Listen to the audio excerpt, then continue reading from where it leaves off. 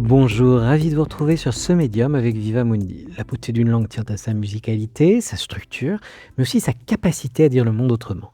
Enrichissons-nous donc d'un mot intraduisible et plutôt que de jalouser les langues étrangères, laissons s'envoler notre imagination et notre vocabulaire. Aujourd'hui, je vous propose un mot chinois, mandarin, sonore, vivant, allègrement contagieux.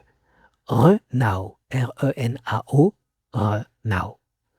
Figurez-vous une rue bondée à Marseille, ou mieux, à Shanghai, à la tombée de la nuit. Des odeurs de brochettes, des voix qui se croisent, des rires, des klaxons lointains, des enfants qui courent, des néons qui clignotent. Ce n'est pas seulement du bruit, ce n'est pas seulement de l'animation, c'est Renao. Littéralement, Re signifie chaud et Nao renvoie à l'agitation, au tumulte. Mais ensemble, ils désignent bien plus qu'un lieu bruyant.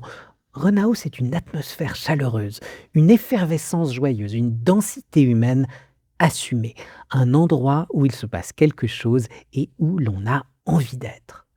Ce qui est fascinant pour nous, c'est que Renao n'a rien de négatif. Là où en français le bruit dérange, le Renao chinois rassure.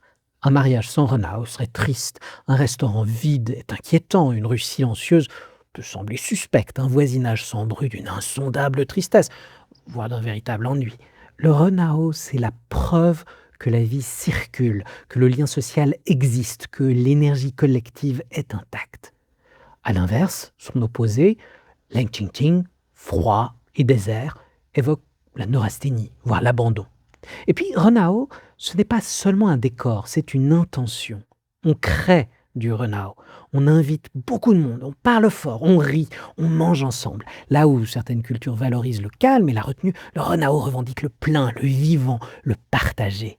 C'est une manière très chinoise de dire que le bonheur est rarement solitaire. Alors la prochaine fois que vous vous sentirez un peu trop au calme, un peu trop isolé, peut-être aurez-vous envie, vous aussi, de chercher un peu de Renao. Une table chaleureuse, une fête improvisée, un marché, un café bruyant, un cours de langue animé, qui sait, un endroit où la chaleur humaine fait presque monter la température. Et voici pour notre mot hebdomadaire, en espérant que vous saurez l'intégrer à votre routine et à votre conversation.